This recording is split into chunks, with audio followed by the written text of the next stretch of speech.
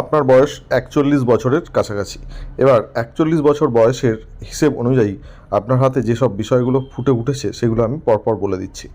যেমন প্রথমে বলবো আয়ু, স্বাস্থ্য, দুর্ঘটনা ইত্যাদি সংক্রান্ত যেসব বিষয়গুলো। আপনার হাতের লাইফ লাইন এবং অন্যান্য রেখা যদি বিশ্লেষণ করে আমি দেখি, স্পষ্টতই দেখা যাচ্ছে এই হাতে একটা স্বাভাবিক আয়ু আছে। মোটামুটি যেটা দেখতে পাচ্ছি 65-এর প্লাস আয়ু এই মুহূর্তে দেখাচ্ছে। শেষের দিকে কিছু সমস্যা আছে, সেগুলো মিটে গেলে আবার আয়ুটা বেড়ে যাবে।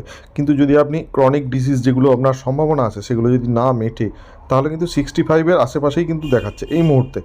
ঠিক আছে, রেখা চেঞ্জ হয় আপনার লাইফস্টাইলের ওপর, অবশ্যই এই আয়ুটা ঠিকঠাকভাবে ফুটে ওঠে আয়ু রেখাটা। এবার আসছি স্বাস্থ্য সংক্রান্ত কিছু ইস্যু নিয়ে কথা বলতে। স্বাস্থ্য সংক্রান্ত ইস্যু আপনার হাতে আছে বেশ কিছু রেখা, যেগুলো জীবন রেখাকে কেটেছে এবং এর বেশিরভাগই কিন্তু 20 থেকে 30 এই সময়ের মধ্যে বেশি। আর একটি সবথেকে স্ট্রং শুক্র বা রাহু রেখা যেটা কেটেছে মোটামুটি ধরুন আপনার ওই 40 থেকে 45 এই যে সময়টা, এই সময়ের মধ্যে, অর্থাৎ নিয়ারেস্ট আপনি যেই সময় আছেন, 45 নয় 48, 40 থেকে 48 এই টাইমের মধ্যে এই জায়গাটা কিন্তু তারপর আপনার নিজের গৃহ ত্যাগ করে দূরবর্তী স্থানে বসবাস করার ইঙ্গিত আছে।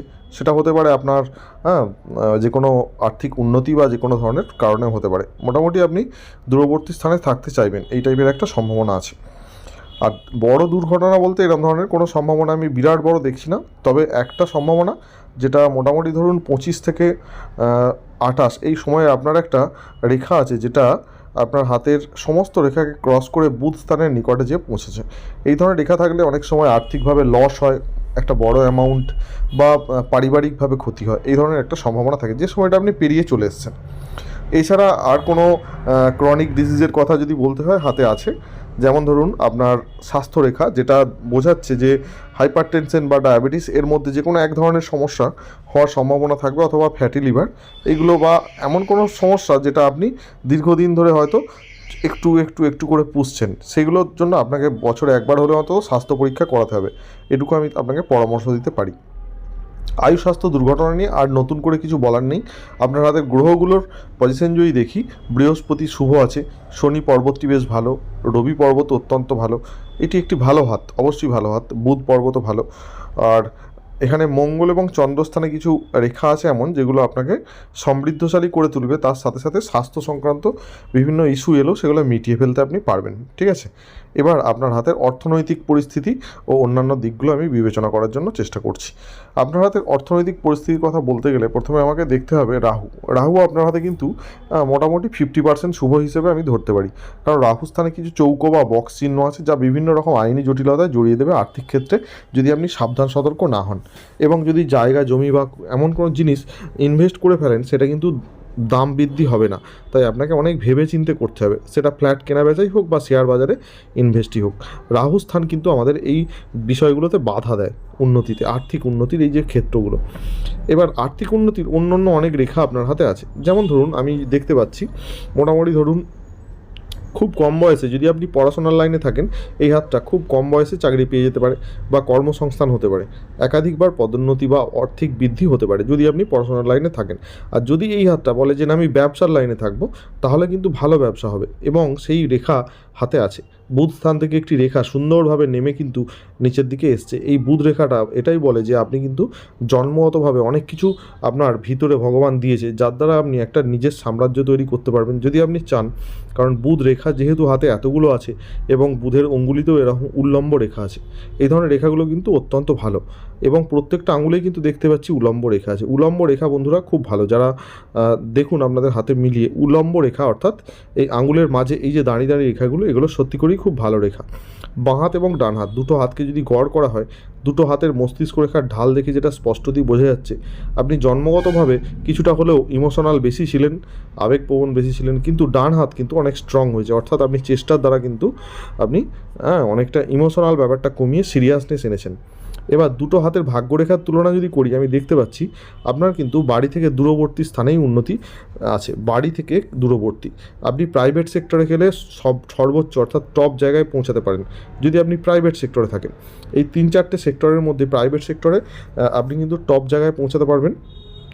এবং যদি আপনি গভর্নমেন্ট জব করেন, মোটামুটি আমি দেখতে পাচ্ছি ভারতীয় মুদ্রায় 35 থেকে 45 এই টাইপের একটা শুরু হবে আপনার হাতে। এই 3 ধরনের সম্ভাবনা আপনার হাতে আছে। এবার আপনি দেখুন, ভাগ্য আমাদের অপশন দেয়, আমরা সেটাকে অ্যাকসেপ্ট করব কি না করব আমাদের ব্যাপার। মানুষ চেষ্টা করে এবার কোন দিকে যাবে সেটা মানুষের সামনে অপশন থাকে। এই হচ্ছে আপনার অর্থনৈতিক পরিস্থিতির ব্যাপার। এবার অর্থনৈতিক ক্ষতির সম্ভাবনাও কিছু কিছু সময় আমি দেখতে পেয়েছি। যেমন 30 বছরের আগে একটা আর্থিক লস আছে, এবং মোটামুটি ওই 42-44 এই সময় কিন্তু একটা ভাগ্য বিপর্যয়ের সম্ভাবনা আছে। সেটা হতে পারে প্রিয়জন বিয়োগ হতে পারে, বা আর্থিকভাবে ভাগ্যরেখার ওপর এরকম আড়ি রেখা থাকলে এটা হয়। ওকে, একটু বিষয়টা একটু খেয়াল রাখতে হবে। পরিবারে কারো স্বাস্থ্যহানি হলে এই বিষয়গুলো মাথায় রাখতে হবে। রবি রেখা এবং অন্যান্য রেখা থেকে যেটা বোঝা যায়, রবি রেখাটা অত্যন্ত শুভ। এবার আপনার প্রতিভা 1 থেকে 2টি বিষয়ে বেশি থাকবে, আর আয়ের উৎসও কিন্তু 1 থেকে 2টি বিষয়ে থাকবে। অন্ততপক্ষে 2টি আয়ের উৎস আপনার থাকবে।